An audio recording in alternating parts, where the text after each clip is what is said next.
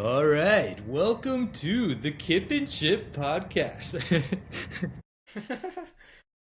All right, yeah, I'm Drew. I'm here with my lovely brother Sam, ready to get this episode started. How you doing, Sam? Doing good. Was just sweating my butt off playing golf 20 minutes ago. Now I'm sweating my butt off in this chair. So I'm excited.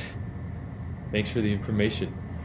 Um, so today we are brought to you today by Health Quest Chiropractic, chiropractor in Boise, Idaho, delivering high quality chiropractic care to the Treasure Valley area for going on the last 25 years. So thank you to our sponsor, Health Quest Chiropractic, today. We hope you enjoy the episode. So today we've got something special, something I've been excited to get to for a while now. A deep dive on Jordan Love. I think he's been a little bit more of a controversial player as far as opinions on him go, kind of the range of outcomes and everything, than I would have expected. There's been a lot of discourse about him lately. Have you seen some of that, Sam? Yeah, it's been very up and down. I think some people will have him as high as like their sixth or seventh quarterback in the league, and some will have him down in the late teens. And so, very controversial. Yeah. Which I guess it kind of makes sense because he's only been around for a couple years as a starter. But then at the same time, I don't know. It is weird to see how people be all across the map with him. hmm So I want to start by asking just real simple to you, Sam. If you had to choose between his 2023 season and his 2024 season, kind of the season as a whole, which year do you think was better for him? Ooh, this might be a hot take, but I'm going to take 2024. And the reason behind that is because the league kind of screwed him over, sending him to Brazil in week one, playing on that turf. And so I think, was it his calf or his ankle? It was a high ankle sprain, right, that he got in that game? No, it was a sprained MCL. Oh, that's right. Thank you. So, yeah, that's something that plagued him the whole season. You know, there are a lot of games where you'd see him make a crazy throw down the field and then be limping up the field trying to get back and join the rest of the team. And so he definitely was plagued by injury. But I think the biggest thing that was a problem was the receivers and their dropping. And all the advanced stats showed that, he was, the Packers receiving core was one of the worst in the league with drops, and his stats were the most affected by those drops. But I think the biggest positive that I saw from him in 2024 was his accuracy. In 2023, I thought there was a lot of layups that he missed, a lot of throws over the middle of the field I remember several throws to Luke Musgrave, guys like that would be crossing over the middle of the field that he would just airmail them right over their head. And so I think that's something that improved, which totally takes his game to a whole nother level and makes it, less obvious what his weaknesses are. And so that's something I was really intrigued by. And I think he can still step up in big games. 2023, the marquee game we think of is against the Cowboys in the playoffs. But I think he had multiple big games where he's able to come back from behind and continues to be one of the most effective quarterbacks in the clutch. Even if they don't get the win every time, his stats in those close games are really, really good. And so I was intrigued in 2024, even though some people think otherwise. Yeah. I agree with a lot of what you said, although I do see why some people would choose to take the 2023 season over 2024. 2024 just never felt like it fully clicked for him. It just felt clunky, Yeah. out of sync for a lot of the season. And that was frustrating to watch as a fan at times. But going back to the numbers, I compared those two seasons. Completion percentage, touchdown percentage, yards per target, air yards per target, yards per completion, EPA per play, EPA per drop back, all those advanced stats over the full course of the season were better in 2024. The only stats that were like meaningful stats that were worse in 2024 compared to 2023 was his interception percentage. He threw a higher percentage of interceptions, across all of his passes. And then his counting stats, like passing yards, passing touchdowns, but that mostly happened because he missed a lot of games due to injury. But then also like his passing yards per game or passing touchdowns per game was also down a little bit. Yeah. So I think I'm with you. I think I'd take 2024 over 2023, while also recognizing that never at any point in 24 did he touch the level that he was at the end of 23. Yeah. But I think it's important to note how bad he was at the beginning of 2023. Yeah. Yeah. Remember, because that's the year we went to the Rams game, right? That was Love's first full season. Pretty much up until that game, whatever week that was, even in that game, he was pretty bad. And we were thinking, oh gosh, are they going to have to try to draft a quarterback next year again for close to half the season? Yeah. And then he turned it around and Toyotathon hit and he went crazy. And so this is kind of the same last year, but I think it wasn't his issues and his weaknesses that were coming out, but it was the injury and drop passes and things like that. But he definitely ramps up as the season finishes. You can credit that to Toyotathon or not, but yeah, I think we got to remember how bad he was to start 23. Yeah, do you remember that Rams game? We went into that game, the thing we were most excited about was, remember back in the middle of that season when the fans would cheer for first downs like they would for touchdowns? Because the Yeah, offense just couldn't get first downs. And so it was like second quarter in that game, and they got their first real first down that wasn't off a penalty or anything, and the crowd just went nuts. They ended up winning that game, but it was basically because Brett Rippon was playing for the Rams on the other side, and then yeah, Boise State legend. Yeah, but then after that, he took off. But I'm with you. If you take the whole season, 2023, the first half of that was so rough that for a while there, I was watching tape on Michael Penix, wondering if he might fall to the Packers at the ninth pick or whatever. I thought we were going to have it. I was getting ready to draft another one all over again. and then a couple months later, we paid him $50 million. Yeah. Okay. Well, I want to start the discussion with a singular stat that I think is pretty important. So if you take 23 and 24, the two seasons that Love has been a starter for, looking at those two seasons in the entire NFL, there's only been 5 quarterbacks who have finished in the top 10 in QBR in both of those seasons. Patrick Mahomes, Lamar Jackson, Josh Allen, Jordan Love, and Brock Purdy. Only 5 guys. Wow, So no Joe Burrow. I think the injury in 23 did it for him. Oh, that's right. So when I say this stat, I'm not saying that I think Jordan Love's the 4th best quarterback in the NFL. But like Sam, you had mentioned earlier that there's some people that have him ranked in the late teens. I think that's not the right place to have him. I mean, a stat like this, like I said, I don't think he's a top 5 quarterback in the league right now. There's other guys I'd take over him that aren't on that list. But that list is pretty exclusive, and he's on it. Mm-hmm. So do we need to pay a little respect to Brock Purdy then too? I'm a fan of Brock Purdy. I am. I like him a lot. Yeah. We'll get into a discussion later on about comparing quarterback to quarterback, who we'd rather have, and so Brock Purdy will come back in this conversation. Yeah, he will. Okay. So, I had 3 things written down about 2024 in specific, and I kind of want to talk through these things with you. Like I said, 24 just felt out of sync and clunky, and I tried to look back and figure out maybe what led to that. And so these are the 3 things I came up with, and I want to start by talking about the injury. So you brought it up. Love had the MCL sprain in the Eagles game, missed 2 games, and then was kind of playing hurt for a while.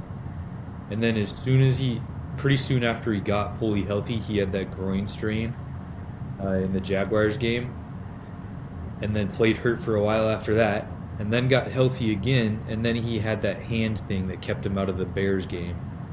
And so then he missed most of that game, and then played hurt in the playoffs again. So just like the dude was not healthy all year, and I kind of wonder, how much do you think that really affected things for him? Yeah. I think that's been a common theme for a lot of the Packers players all of a sudden as they're coming out with these injuries they had last year that plagued them, like Kenny Clark and Van Ness and all these guys. Yeah. But Love's were very clear and obvious that he was struggling game in and game out to be healthy and just to be mobile. And I think that's going to be something we talk about too, is his mobility as a quarterback, being able to get outside the pocket. But that was definitely affecting, the injuries were definitely affecting his ability to do that. Yeah. I want you to take a guess for me at how many rushing yards Jordan Love had last season. I'm gonna go 211. Okay, 83. Oh, Yeah, that's like a Peyton Manning season. yeah, it is. It is. And for a guy that has an elite RAS score like Jordan Love, 83 rushing yards. I mean, that to me more than anything says he wasn't feeling like himself. Do you know how many he had in 23? He had 250, Okay, yeah.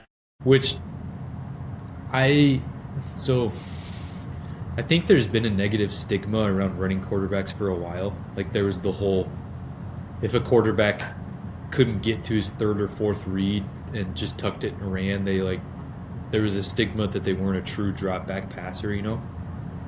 Yeah. But I feel like running as a quarterback is a cheat code. I just Yeah.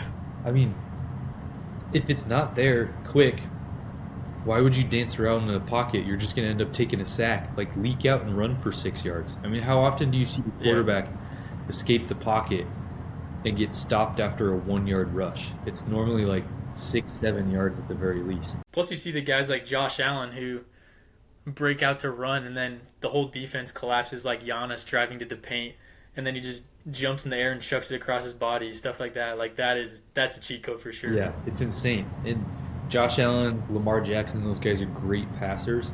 But the reason they are what they are is because they have that threat too. And Yeah. even Aaron Rodgers, when he was younger, I mean, he was running for 400 plus yards a season when he was the same age as Love is right now. And Love is bigger, stronger, faster. There's no reason that he shouldn't have 400 to 500 rushing yards next season. Yeah. That's one of my things is if Love starts running the ball more, I think you're going to see a lot of his efficiency numbers track up. I could see that. Something to keep. Hopefully they get that in the game plan. Yeah. Do you think it's scheme game plan related, or do you think it's just his unwillingness to do it? I think it's a little bit of that. Uh, like, do you remember the Bears last year when Caleb Williams just acted like he was trying so hard to be an NFL quarterback that he wouldn't run? And then in that first Packers game, all of a sudden he started running all over the place and he had like 100 yards rushing and they almost beat him. Yeah. Yeah, like the Packers covered everything. It's not like he could have thrown it.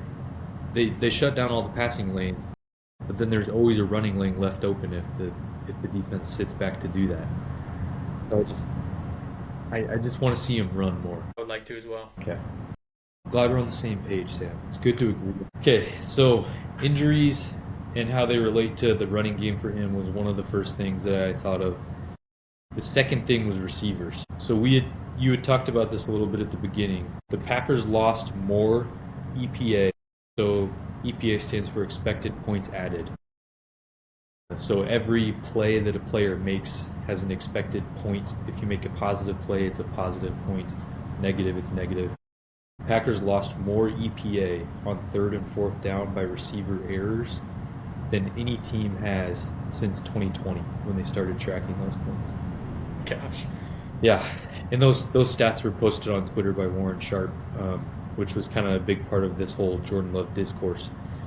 But there were some serious problems with the receivers last year, and I looked into team targets.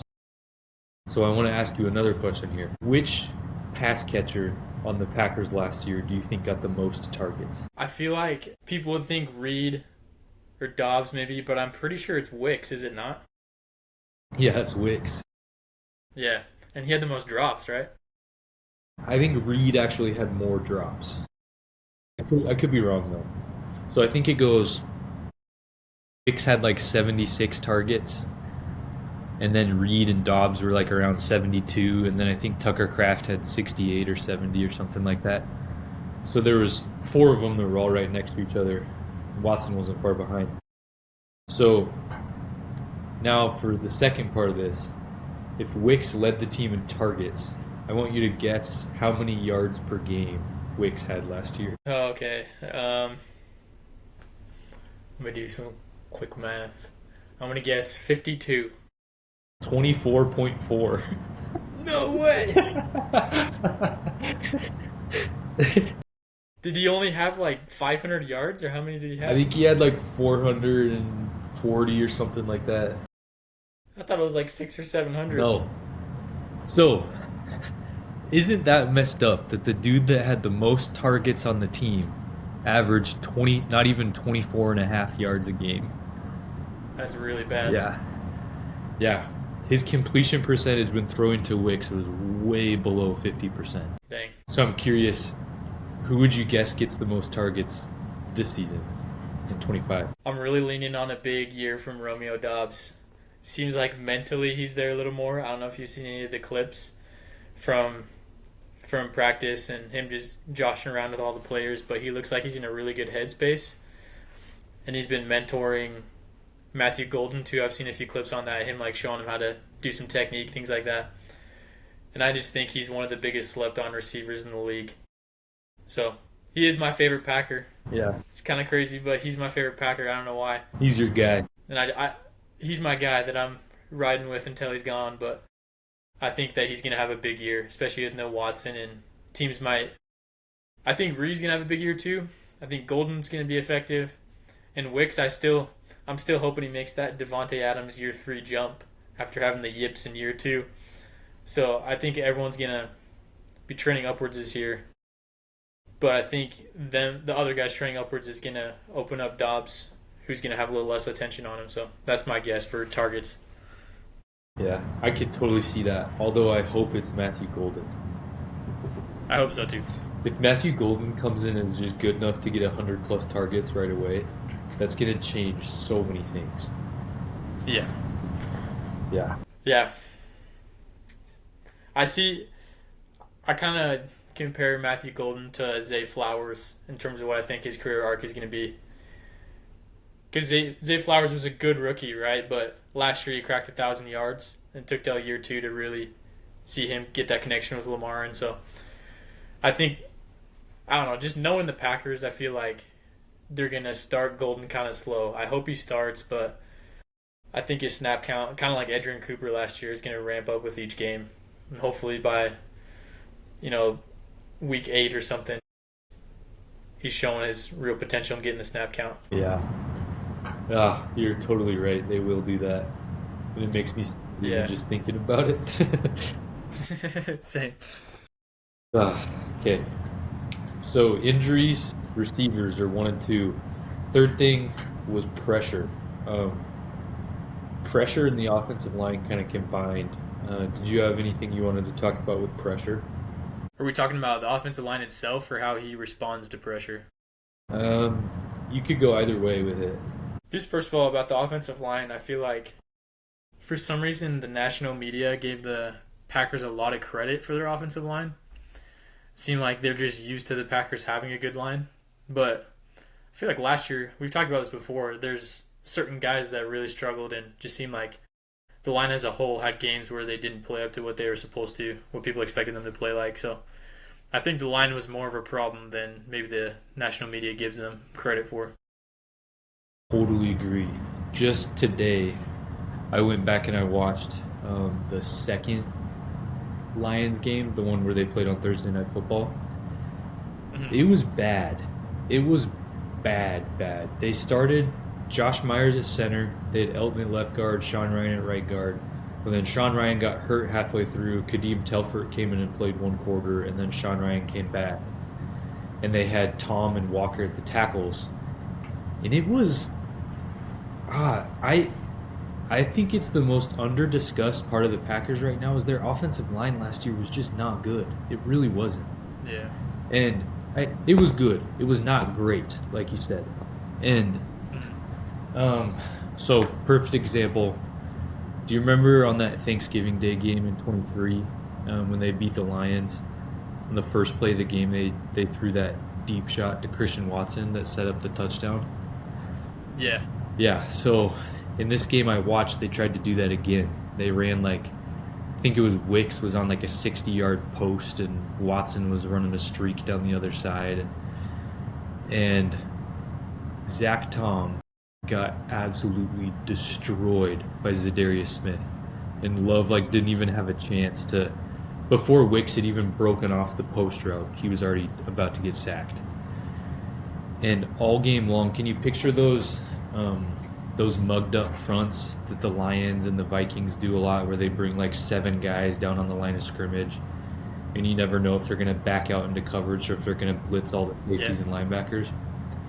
They kept blitzing on those, and it was like every other play, a linebacker would pancake Josh Myers and run in for a free hit, or Sean Ryan wouldn't be able to get over quick enough and a defensive tackle would blow past him, or Elton Jenkins would get driven back, or Rasheed Walker would miss a block on the outside. I just came away from it okay, Zach Tom is good, but there's been a lot of Packer fans lately who've been talking about Zach Tom like he's 2016 David Bakhtiari, and he's just not. He's not even close. Yeah. He's a good player, but he is not that. And a lot of people talking about Rasheed Walker like he's just as good as Brian Bulaga was, and he's not. He's not close to that either. Elton Jenkins is a good player. Josh Myers was horrible, man. It was watching him. And in that game, the Lions had so many injuries that they were down to third string at every position. The only player's name that I really recognized was Zadarius Smith. And yeah. Who's already on another team. Yeah. What team is he on right now? I think let me look it up. He might be a free agent, but I'm just saying, what I meant to say is he's already not on the Lions. Zadarius Smith. No team for him? Yeah, I think he's a free agent. Yeah. So, I mean, all right. It was a bunch of. It's not like Hutchinson and Aleem McNeil were out there playing every snap. But Sean Ryan had a rough game. Josh Myers had a rough game. Elton gave up a couple big pressures, had a holding call at 1.2. And Rasheed Walker and Zach Tom both just did not look that great. And Jordan was struggling with it all game. So I saw a stat, courtesy of Mina Kimes, the GOAT, that Jordan Love in 2023 had the third highest QBR when playing against pressure in the NFL. And I was thinking about that because I feel like a lot of it is real. It's a real stat that he's that good against pressure. Because he has that incredible arm talent, he doesn't have to be stepping into every throw. He can do that fadeaway and still make it work because he's got first-round talent. But some of it was really lucky in 2023. Yeah. Yeah. Go ahead. No, you go. I don't know if you're going to say the same play, but the one where he rolls out to the left and just hooked it in the air, and Dobbs, I think it was against the Chiefs or something. I'm trying to remember who, but he chucks it in the air. Dobbs can't even tell where it's at, and then all of a sudden just flips his head around and dives and catches it right at his feet. But yeah. With 3 defenders crashing on the ball, somehow he got it in there. Stuff like that, though, all the time. Yeah. The one I remember that I was going to say was Week 18 in 2023 against the Bears when they were driving in the red zone, and they blitzed him, and he stepped back and did that fadeaway. And on the TV broadcast, you can't see where he's throwing it when he releases it, but you can see he doesn't rifle it. He kind of just lobs it up there. And I remember being like, oh no, it's going to be picked. And then it just happens to land perfectly between Jalen Johnston, Jaquan Brisker, and Wicks catches it for a touchdown. Yeah. And it's just yeah, it's an awesome play. And the fact that he can make that throw is incredible. And it's going to, he's able to make that play. But a lot of it was lucky, too. And I think you saw that luck that he had with him in 23 kind of dried up in 24 because his pressure stats were not good in 24. I think he threw almost all of his interceptions came when he was pressured this season. Dang. That makes sense. That passes the eye test. It seemed like every time he threw a pick, he's getting rushed, and it wasn't just a dumb decision in a clean pocket. But one thing I wanted to bring up is all of his bonehead throws under pressure were made up for by the one play against the Lions where Josh Myers gets bull rushed. Jordan Love barely has time to get into his drop. Then he just jukes, sidesteps, the nose tackle is coming at him, and Rice is about to get hit, just flings it out, lays it perfectly to Christian Watson crossing over the middle of the field. Do you know what play I'm talking about? Yeah.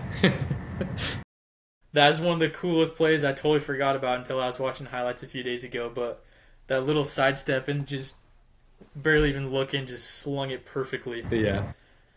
Led Watson perfectly, man, that was pretty. So for all the things he does badly, when we say he has the mind of Brett Favre, the next day he has the mind of Aaron Rodgers, or the next snap he does. And so Yeah. I don't know.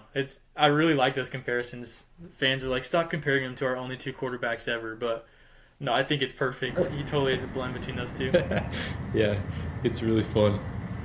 But not to go back to the running thing, but some of those times where he gets, in a bad situation, instead of chucking it and just hoping someone's down there to catch it, what if he just runs for 7 yards? Yeah. Yeah, that would be nice once in a while. Or even take a sack every once in a while instead of throwing a pick. Yeah. That's what I wanted to bring up is it almost seems like he's scared to take a sack. Because, go back to the play. Was it against the Rams where he's falling?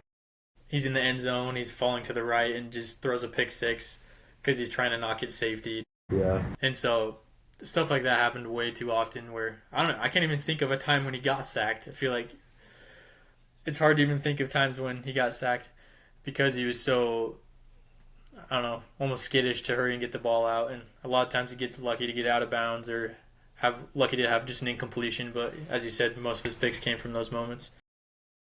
That's why I don't like the stats of, Zach Tom's only given up 2 sacks in his career as a starter. Yeah. Yeah. In regards to the pressure, though, I wanted to say that I think it's really cool to see how the front office kind of addressed things this offseason. Because I wouldn't be surprised if after 23, Goody and LaFleur were like, oh my goodness, Jordan Love is that dude. He can avoid pressure. Like, we could drop him back. Doesn't matter if someone's blitzing. He can do his fadeaway. He can move around in the pocket. He's going to avoid pressure and still make accurate throws. He's got the 3rd highest QBR in the league when pressured. We got our guy kind of thing. But then in 24, yes, he gets injured. Yes, his receivers are dropping passes and running the wrong routes consistently. But there was a lot of pressure, and he did not deal well with it. And I think from what I was watching, it felt like the pressure came up the interior really consistently. Where, the center and the guards they didn't have enough sand in their pants to hold against the defensive tackles or the blitzing, bull rushing linebackers. There was one play in this Lions game, man, where Josh Myers does the shotgun snap, then goes up to block, and Jack Campbell, the Lions linebacker, who probably weighs 230 pounds, just comes screaming at him, hits him, and Josh Myers just falls right on his back. And it's like, dude, you have probably 80 pounds on this guy, and he's just knocking you right on your butt. And just stuff like that happened way too often. And Jordan Love did not do well with it in 24, and I think you saw the Packers recognize that and say, oh, we need to do something about this so he doesn't have to deal with this again. And that's where I think the Aaron Banks signing and the Anthony Belton draft pick were 2 offseason moves that when I first got the notification about, I was not super happy with because I felt like it wasn't a need. But as I've gone back and watched stuff, it was definitely a need. Yeah. Well, let's just also mention, you were talking about this Lions game and how the first sub to come in for injured Sean Ryan was Kadeem Telford. And so obviously Jordan Morgan was hurt too, but that's also a rookie that they were going to have in there. And so I'm really, like you said, I was disappointed too, but these seem like really good signings. And having Elton Jenkins at center, hopefully he can wrap his mind around it and be okay with his contract, but I think that's going to help them a lot too. Yeah. And if Sean Ryan doesn't get better, maybe Anthony Belton, you could replace him with Anthony Belton. And then you've got an upgrade at center, and then at the 2 guard spots, you've got a 330-pounder and a 340-pounder. And they're not perfect players. They'll still get burned by more athletic defensive tackles. but they're not going to get bull rushed right into Love's lap so consistently. Yeah. And I just wanted to add, people are thinking of Anthony Belton as just like penciling him in as a reserve, and I'd probably do the same thing. But the dude was a second round pick. There's a chance he could come out and just impress in camp, and I think, don't you agree that they're looking at him more as a guard? I think they should. I don't know if they've started to yet, but Yeah. I've seen just in all the tweets of who's lining up at what spot in practice so far that they've had him at guard and tackle. really, But yeah, so he's been at both, but it's hard to say like if it's first team offense, second team, what they're really doing. They're just trying things out. But I'm not going to make a hot take and say I think he's going to be starting on day one, but I think the fans should stop and have that conversation about, is it really going to be Sean Ryan? Is it even going to be Jordan Morgan? What if it's Belton that starts at right guard? yeah. I will go on record saying I don't want it to be Morgan. Morgan is a tackle to me. Belton is a guard. I agree. Okay, so stats-wise, I feel like that, wraps up what I wanted to talk about. I think to put a bow on it, number one, injuries. Okay, hopefully he'll be healthy this season. You can say that one is solved. Number two, receivers. Wicks will not be leading the team in targets again. They drafted Matthew Golden. They also drafted Savion.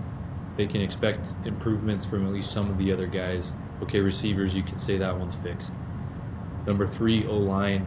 We talked about the guys they added to it. They'll get Jordan Morgan back healthy.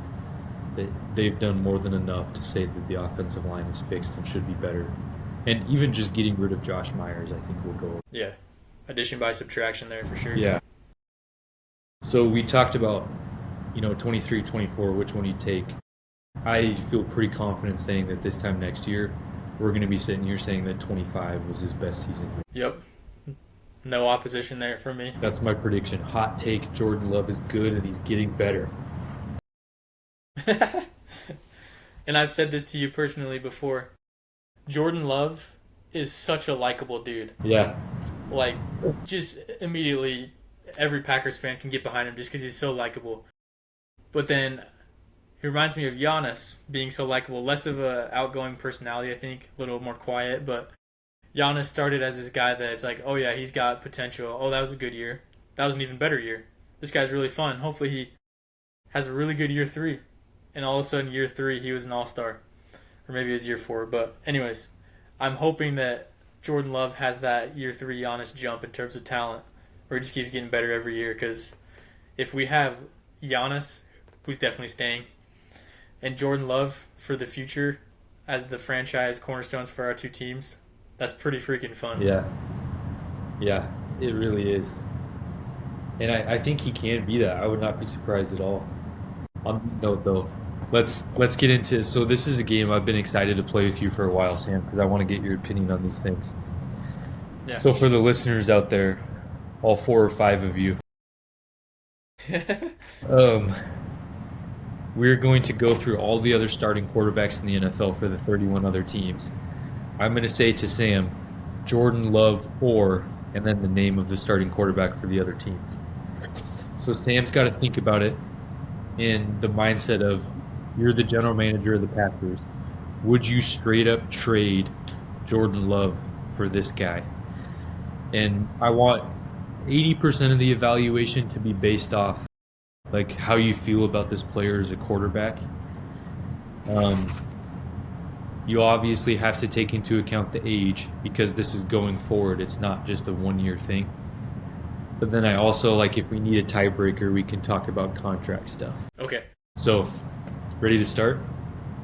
Yeah, let's do it. Okay, I want to start in the AFC, far away from home. So we're going to start with the AFC North. Jordan Love or Joe Burrow. Okay, I was doing some quarterback rankings at work yesterday because I was really bored. And I was really tempted to put Joe Burrow as my number 1 quarterback. Really? So, yeah, I love Joe Burrow. I think he's like the most accurate quarterback in the league. Such good arm talent. Really, really smart quarterback. I'm going to take him over Jordan Love. I think that one's pretty easy. Yeah, I'm with you on him. He's not my favorite. My favorite non-Packer quarterback also plays in this division, but it's not Joe Burrow. It's Kenny Pickett. a lot of people probably think it's Aaron Rodgers, but it's not. So, Jordan Love or Kenny Pickett? Oh man, is he even going to be the day one starter? Okay, Jordan Love or Dylan Gabriel? Oh, poor Browns fans. Jordan Love over all four of those potential quarterbacks combined. Yeah, take Whoever's going to start. take the best of all four of them. Yeah, still Jordan Love. This is off topic, but one of my favorite jokes in the NFL that still is going on is all the jokes about Kenny Pickett having small hands. Yeah. Like there's a picture that the Browns posted the other day of him holding a football wearing gloves. And they're so small. He looks like such a little kid. And then every time I see one of those tweets, I click on it and I go to the comments. And it's always people posting that meme from the Arthur TV show of him clenching his fist and his fist. Didn't that picture have Joe Flacco in it too? Was he the other quarterback that they were like comparing their hand sizes? Oh, we might be talking about a different picture. Okay. Because I saw that Browns one you're talking about, but I think what they did is Joe Flacco still on the Browns? Yeah. Yeah, they were side by side, and the comments were like, no wonder Joe Flacco is so much better. Yeah, I'm a big believer in hand size actually being really important. Ever since we went to that Pebble Beach Pro-Am and we saw Aaron Rodgers and we got a high five from him, and I remember getting a high five and being like, his hand was like twice the size of mine. No wonder he Yeah. could throw the football so good in wintertime. But ever since then, I'm a big believer in hand size actually mattering. Yeah, especially when you see Kenny Pickett wearing two gloves. There's a reason he does that. It's so gay. Okay. Okay, so Jordan Love or Aaron Rodgers? Jordan Love. I don't think we need to say much there, but I do think Rodgers will have a good season at the Steelers. Yeah. Just there's a lot of reasons why I would not make that trade. Yeah. Jordan Love or Lamar? Lamar. Yeah. He's my favorite non-Packer I was talking about. Yeah, and so I was thinking about my quarterback rankings, and I was really close to putting Lamar at one, or Joe Burrow at one. But like you said before, being able to be a running quarterback is not a weakness; it's a cheat code. And so Yeah. I ended up putting Josh Allen and Lamar ahead of him.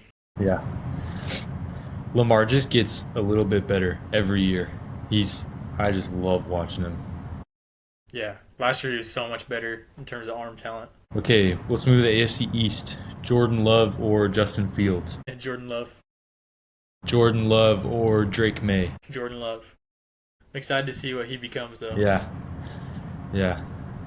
Jordan Love or Tua? I'm so low on Tua. Jordan Love. Yeah. When you hesitated for a second, I was afraid we were going to have an argument there. No. Being a lefty myself, I'm even low on him. Okay, Jordan Love or Josh Allen? Josh Allen. I feel like the three, Joe Burrow, Lamar, Josh Allen, that we've put above him so far are all pretty easy ones. Yeah, and then when I was doing these rankings, I realized those three are my top three. Mahomes is number 4. They're all in the AFC. It's like the NBA. The West is stacked. The NFC is pretty sad. Yet the Super Bowl champions are in the NFC, so Yeah, but other than them, there's not a whole lot. yeah. All right, so let's go to the West. Mahomes or Geno Smith, or not Mahomes, Jordan Love or Geno Smith? Jordan Love. Jordan Love or Bo Nix? Jordan Love. Jordan Love or Mahomes? Mahomes. Just championship experience, but I do think that he's not quite as good as he used to be. Yeah, I hesitate saying that, but if you look at just like regular season efficiency and production and compare him to Lamar and Josh, like he hasn't been the same as them the last couple of years. No, I think anyone that says, I don't know, where would you rank him in the top 5? Like, do you agree those are the top 4 quarterbacks that we've talked about? Josh Allen, Lamar, Burrow, Mahomes? Yeah. I think Would you have I think I'd put Josh, Lamar, and Mahomes as a tie. then Burrow number 4? But if they play in the AFC Championship game, I'd still pick Mahomes to win. That's the thing, yeah. But then I feel like I'm more so picking Andy Reid to get the win. I just trust him more. And that's why I struggle with Mahomes is, yeah, his arm talent's incredible, but he's not a good decision maker in some games. Threw a lot of picks last year, and he's always had Tyreek Hill and Andy Reid and Travis Kelce. You're standing on business. Yeah. Plus, I just want to hate on the Chiefs anytime I can. Yeah, so, it's hard not to. It's really hard not to. Yeah. So I'm not gonna put up a stink about it. Let's move to the next one. This one's a juicy one. Jordan Love or Justin Herbert. I actually thought about this a lot this week, and I saw some stats that compared the two over the last 2 seasons who had better stats. And I feel like Herbert doesn't get a whole lot of attention, but his stats were quite a bit better than Love's in terms. It was just like the basic stats like yards, touchdowns, picks, QBR, things like that. But I would probably take Herbert. Yeah, I would definitely take Herbert. I think he is so underrated.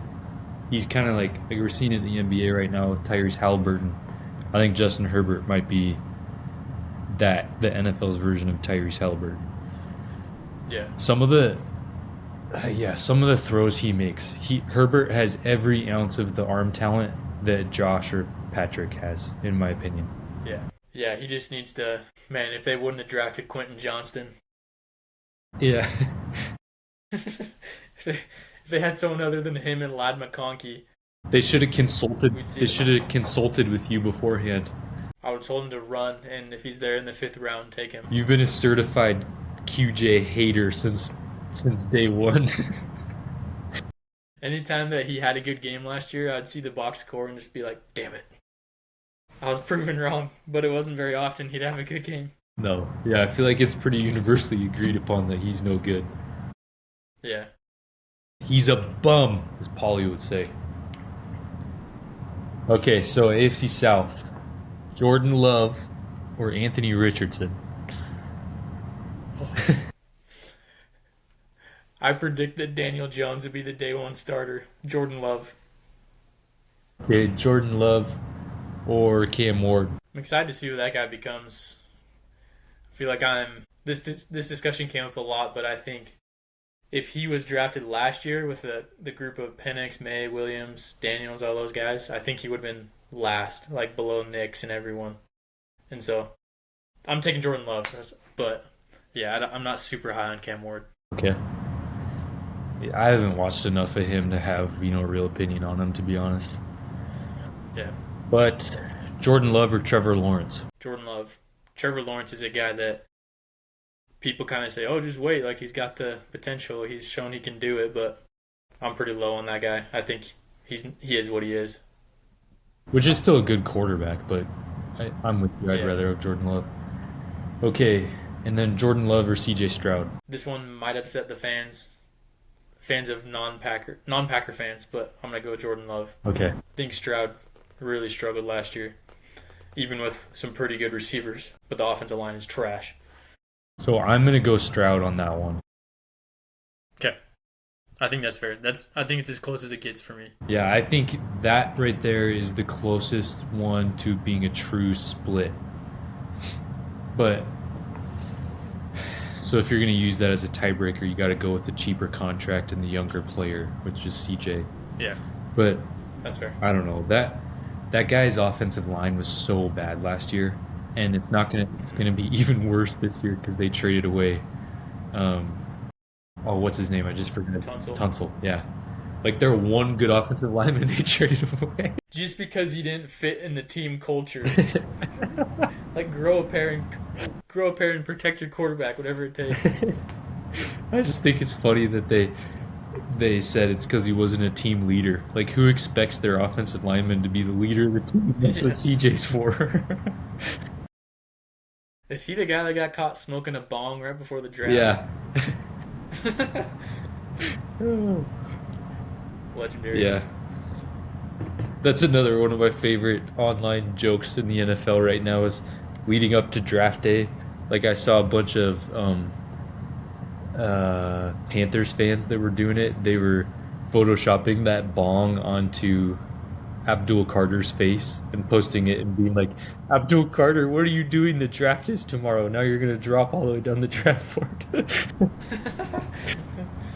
Oh man. Trying to get their player to drop to him. I don't know. I think it's pretty funny. Okay. So just to recap, in the AFC, you have 5 quarterbacks that you've ranked above Jordan Love. I'll read them: Joe Burrow, Lamar Jackson, Josh Allen, Patrick Mahomes, and Justin Herbert. I had a 6th, and that's CJ Stroud. So now let's move to the NFC, and we'll start with the West. So Jordan Love or Sam Darnold? Jordan Love. Okay. Jordan Love or Kyler Murray? This is a guy I've been really holding out on, expecting big things from. And this year I'm really low on him. Jordan Love. Yeah. He kind of wore out my patience on him. Yeah, I'm not a Kyler fan. Jordan Love or Brock Purdy? Jordan Love. I think it is pretty cool that Brock Purdy's even in that conversation, being the last pick of the draft. Mm-hmm. I like him, but not as much as Love. Yeah, I think it's close. I think Purdy is a lot more. Purdy is way better, way better than Jimmy Garoppolo ever was. Yeah. But I'm with you. There's still things that Love can do that Purdy can't. Agreed. And I think Love outplayed him head-to-head in the playoffs last year, even though the Packers lost. Yeah. I always like to think of Purdy being a little bit more safe. Love takes those shots that Purdy might not. And I think of him as a guy that doesn't throw very many picks. But do you remember the game he threw 5 interceptions? Yeah. Like, stuff like that comes out where you're like, you can't put him on the same tier as Love even from that one game. And not to go back to the running thing again, but Purdy runs all the time. I watched a couple games of his because the 49ers are always on primetime. He runs so much. And if Love ran as much as Purdy did, hey guys, I'll say it again. I want him to run a lot more next year. And I think Purdy's a good example of how efficient that play is. For sure. Let's finish out the division. Jordan Love or Matthew Stafford? I'm still really high on Stafford. I think he might still be an elite quarterback. Not elite, but one of the higher level starters for sure. But I'm going to take Jordan Love. Just age, higher ceiling probably. So what if it's just for 2025? Jordan Love or Matthew Stafford? I go Stafford. Oh. I go Stafford. Yeah, I think I would too. He's good. Yeah, Stafford is a baller. I really like watching him. Okay. So I'm going to say we had to think about Purdy and we had to think about Stafford. Okay. NFC East. Jordan Love or Jaden Daniels? Jaden Daniels. I'm interested to see how we feel after this next year. Because quarterbacks that start off like him, think of CJ Stroud. Next year had a really big slump, and so I don't think he's going to follow that same arc, but might be different next year at this time. Mm-hmm. Okay. Jordan Love or Jackson Dart? Oh, man. Jordan Love. Jordan Love or Dak Prescott? Jordan. My biggest knock on Dak is he's bad against every good team and good against every bad team. He is not clutch. Yeah. Did you have to think about it a little bit, though? Yeah, I mean, if you did the Stafford scenario of just this year, who do you want? I think that's a tough discussion. Because Dak can run. Dak does everything well. Yeah. I don't think he has a big weakness in his game, but like I said, that's probably his biggest weakness is not being able to come through in big moments. Yeah, he's such a classic cowboy, isn't he? Yeah. Okay, and then last one in the division, Jordan Love or Jalen Hurts? This is one we talked about over text, but I think I'm going to go Jalen Hurts. You got to give him that edge being a Super Bowl champion, and his arm just keeps getting better and better too, so I think I definitely lean towards Hurts. What do you think of this, though? Say in real life there was a trade proposal straight across Jalen Hurts for Jordan Love. I think both teams would turn it down. Yeah. I think that Love, what the Packers want, Love fits that better, and what the Eagles want, Hurts fits that better. Agreed. Yeah. But I'm with you. I would go Hurts overall. Okay, so then moving to the NFC South, Jordan Love or Baker? I'm a big Baker fan, but I'm gonna take Jordan Love. I feel like that might be the best season we see from Baker last year. It was pretty good though. It was pretty freaking good. It was better than Love last year. Yeah, he was. Jordan Love or Bryce Young? I hope I'm proven wrong, but I think Bryce Young is going to start the season the same way he started last season. I think his last five or six games was kind of a fluke. I'm gonna go Jordan Love. Jordan Love or Michael Penix? I'm a big Penix fan, but Jordan Love. And then which one? Oh, Jordan Love or Tyler Shuck? Not Spencer Rattler. No. Jordan Love. Okay. Now to the money division. Jordan Love or JJ McCarthy? Man, I hope so badly. He's terrible. Yeah. Jordan Love. Jordan Love or Caleb Williams? I'm terrified of Caleb Williams in the future. Mm-hmm. Oh, Jordan Love. Yeah. So here's what I say on that. I think knowing what we know right now, you have to pick Jordan Love. But say we turn down all three of the other NFC North quarterbacks, and if you told me that 5 years from now we're going to really regret that, I would guess that it's Caleb Williams. Yeah. I think there's Yeah. a totally realistic shot that he's really good. Yeah. I think my bold take is after this next season, Jaden Daniels or Caleb Williams, who was the better pick, is going to be a real discussion. Because this year it's just like, oh yeah, Caleb had good moments, but Jaden Daniels was by far the better quarterback. But I think Williams is going to come up this year, and Daniels is going to come down to earth a little bit. Yeah. But I think they're still going to be considered the two best. Because I've seen people say that May, Nix, and Penix were all better quarterbacks than Caleb Williams last year. I think they were all good. And so it's not that crazy of a discussion to say that, but I think they're going to be the clear top two guys that we're talking about this time next year. It's so wild that all five of those guys were legitimately solid last year at work. Yeah. It's pretty cool. And then there's still J.J. McCarthy. Who? There's still J.J. McCarthy. Who? I don't know about that guy. He probably sucks. And then our last one. This is another tough one. Jordan Love or Jared Goff? Oof. I'm going Jordan Love.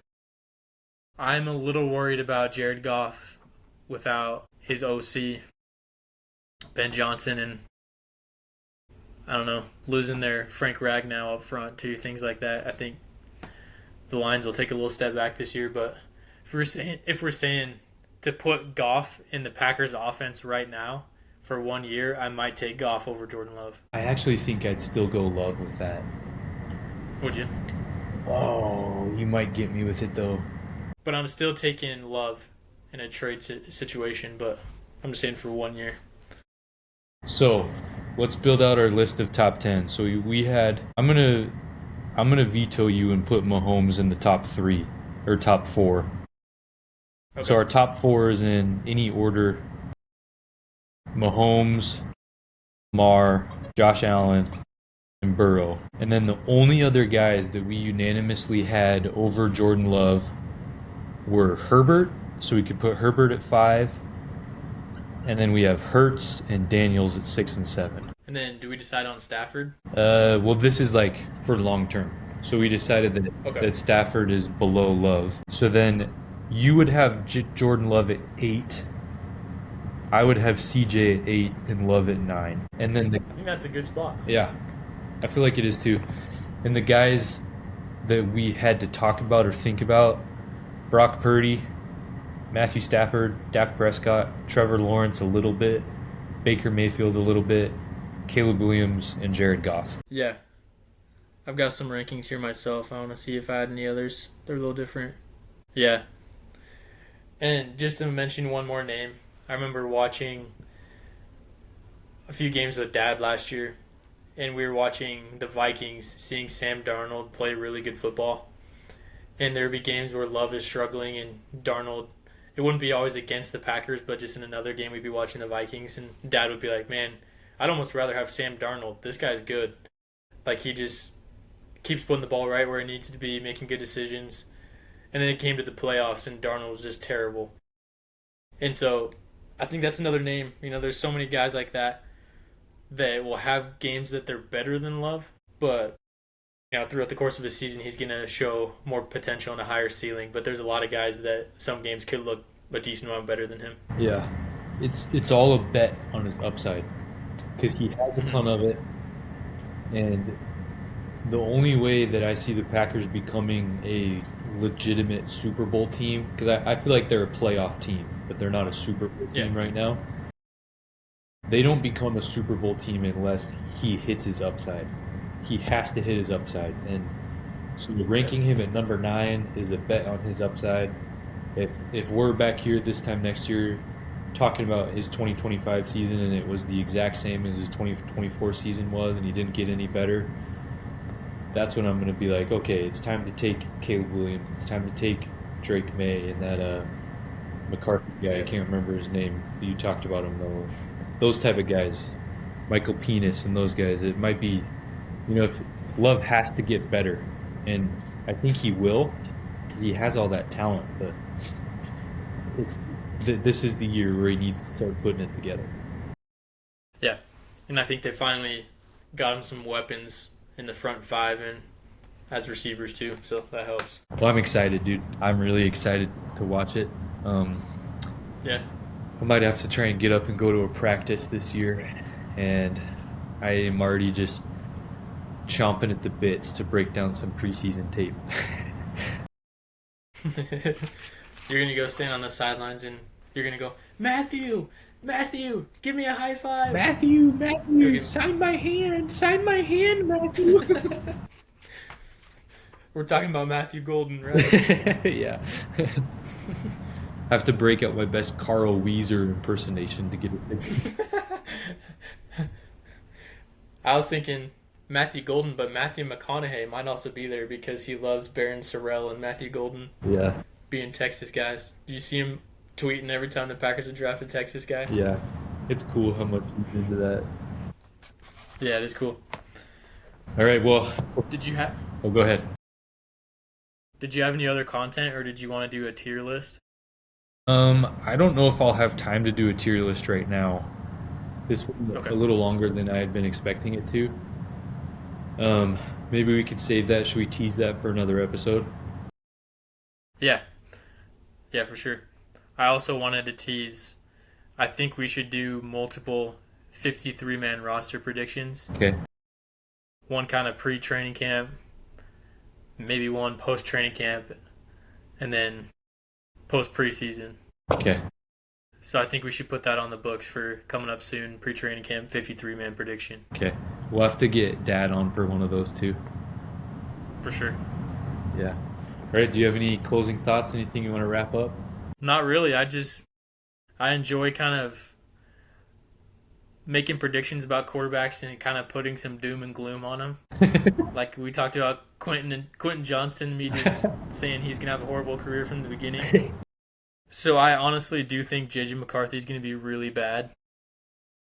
I have that feeling, not being able to throw down the field, and he's just going to struggle and just get obliterated. And I also, let's see if I have any others I want to talk negatively towards. I'm not a Tua guy. I talked about that. So, yep, I just wanted to put some doom and gloom on Tua and J.J. McCarthy to start the season. Do you have any other athlete, doesn't have to be a quarterback, doesn't have to be an NFL player, that you want to go on the record and say you think he sucks right now? Oh, man, you're putting me on the spot here. I'm trying to think. I've got one. Oh, I don't know if I want to say it, though. It's kind of... Okay, I'm going to say it. But as I say it, know that I'm pretty sure I'm going to be wrong about this. Okay. Franz Wagner. Oh. The German catches a stray. Yeah, I think he got overhyped too soon. And so that's going to be our next episode. 1 hour on why Franz Wagner sucks butt. Can we actually let's do a podcast where we just pick random players to trash on? Okay, should we do that for our next one? Yeah, we should. I'm trying to think of an NBA name. I'll save it. Okay. I'll save it for later because I'm gonna come up with some good ones. But the one that this whole discussion started with me hating on players with Isaiah McDuffie on the Packers. For those people who don't know, but what was it 3 years ago when he was a rookie? Just said this guy is weird looking. He's got a weird name. He's got a weird body. He's not going to be good. And now he's a starter for the Packers for better or for worse. But I tend to make what was I trying to say? Accusations that don't pan out very well. But I'm still happy about Quentin Johnston. So we'll come up with some good names for next time. But thank you for listening. Any closing remarks, Drew? No, I thought this was a great one. Check us out we're on Twitter, we're on YouTube, Spotify, Blueski.